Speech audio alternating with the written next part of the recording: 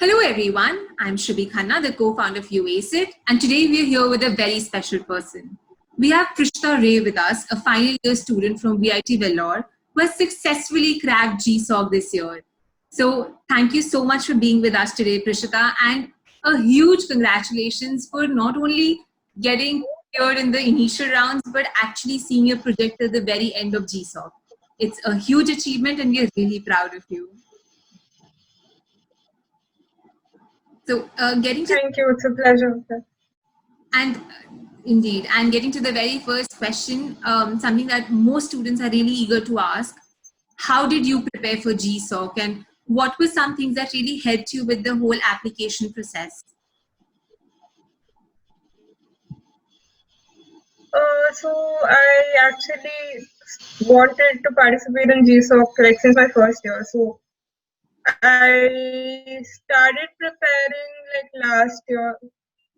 Like I had a plan in mind how I should prepare my proposal, how should I apply to organizations, what kind of projects would they expect from me, or like any kind of examples that we need to provide, or any task that needs to be completed, such that I do get selected. So I what I did was I had gone through tutorials. They are available on YouTube, as well as blogs that were written by past successful GSoC participants, and that really helped me prepare and idealize what I should do exactly to market.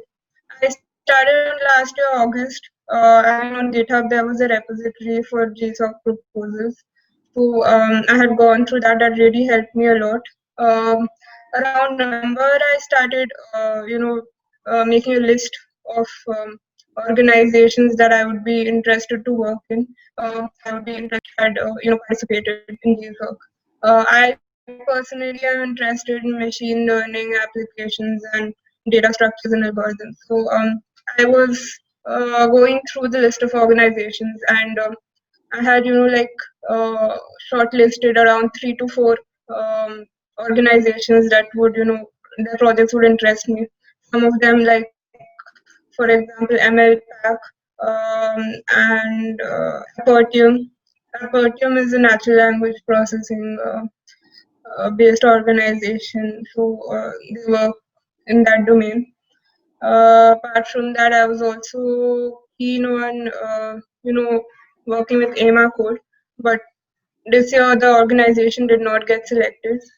So I had tried to contact, like December 2019 onwards. I tried to contact the mentors in those organizations, though I was not sure whether they would be selected this year. But that's how I started. I introduced myself, and I gave them a good understanding of what I'm interested to work on, the projects that I have done, what kinds of domains I would be interested in working, and the kind of projects that they were expecting to, propose this year.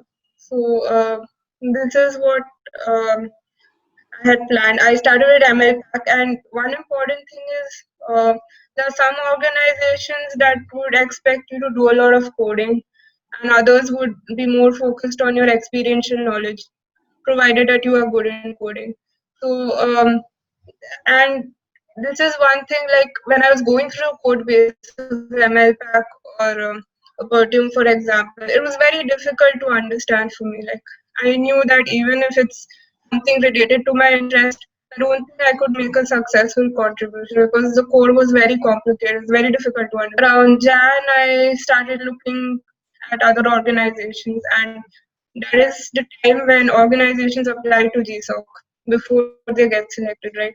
So I started looking at other organizations, whether I could contribute to them, especially like creating pull requests to their repositories, and trying to contribute so that in whatever way you can get selected, basically.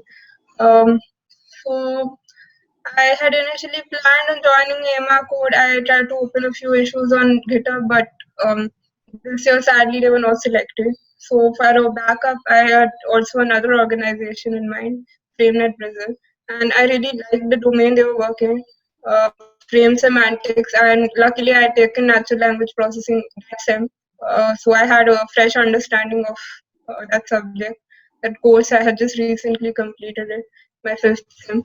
So that was one organization that I had finally narrowed down to, and proposal creation is obviously the main part. So I knew that one project really interested me, so I did a lot of research on that, how the ways I could go on with it, the existing code base, what are new techniques that can be integrated with it. And plus you have so many people who are competing for the same project, right? So and you're interacting with them on the same forum. So to be able to put your idea forth and you really impress the mentors, you need to have like a very good understanding and research on the topic, well, such that they feel confident you can actually do the project and get ahead with it. So yeah, that would be my advice to new participants, and that was basically my journey I think before I got selected to this. indeed, and I think that really set you apart because A, you started research early. B, you've done a whole lot of projects. I mean, going on to your LinkedIn introduced me to so many projects that you had done, which ultimately would have resulted in you getting a better understanding of the Yeah, tax. And yeah, definitely getting in touch with the mentors beforehand, yeah. opening a lot of So yeah, that's how I got selected to this. yeah. Indeed. So I think that is something that really sets Yeah, you apart, and that's something that others yeah. can also do. Could you tell us a little more about the project that you worked on? Yeah, so my project was basically about the FrameNet Brazil organization. It's based on frame semantics. If a person has completed natural language processing, they would know. Like normally, if the meaning of semantics is how do you actually get the meanings from individual words in a sentence, words and phrases. What roles do they perform in an event? For example, if you're saying that a boy is playing with a bat, when you're using frame semantics, they basically utilize abstract ideas to help you, like, actually picturize the whole event taking place. So, if I give you an example of a sentence, like a boy is playing with a bat, you know that the boy is an agent with your abstract understanding. The bat is a means through which he is playing a game. So that would be like part of a frame called activity. So that is how you use frame semantics. So these there are actually like two specific standards in NLP: ProBank and FrameNet. So FrameNet Brazil, the organization, is basically taking the actual FrameNet project that was started by Colin Baker and his partner to also utilize that in Portuguese, the Brazilian Portuguese language, and also like it's a worldwide project basically. The current what my project was like, they have a web tool where they have previous corpuras like TED Talks, for example. So they use those scripts and apply these frame semantics to them and do the annotations. So that is basically what the web tool is about. Plus, they also, have frames and constructicons. Like normally, English grammar has individual words. They form a part of speech. They have a particular meaning. Again, if you're taking like subparts of these parts of speech, for example, pronouns again can be divided into demonstrative, possessive pronouns. So these are basically like constructicons when you're trying to actually map individual words or phrases with their semantic meanings. You would make use of these constructicons, and the web tool actually helps you picturize that, which frame is connected to which other frames, in what way, what are the frame elements, that is like for example the agent as the boy or the means as the bat. These are frame elements that are like forming a part of the frame. These are very well picturized in the web tool. Now, my project was to, currently they're just making use of textual corpora, like in the sense the head corpus, right? they're only making use of sentences. But my project was to annotate videos, entire videos, for example. Now, if you're talking about a video, it has two parts. It has the subtitles that forms the textual part, as well as like the video, which forms has pictures and images, for example. So you need to use both kinds of media and kind of synchronize them to do the annotation. My project was to create a pre-processing pipeline such that like it can handle different different video formats, codecs, and extract like the textual part, and then followed by the image part. Even the objects in the video, they perform like a very important role in the annotation process.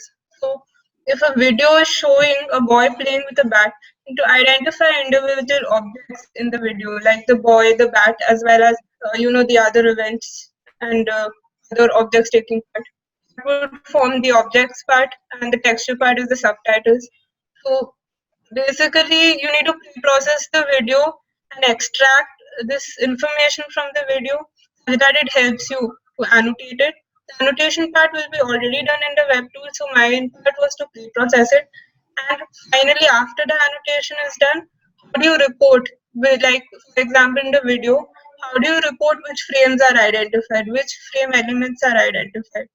And plus, you need to also report how the frame elements are connected. How is the boy connected to the bat?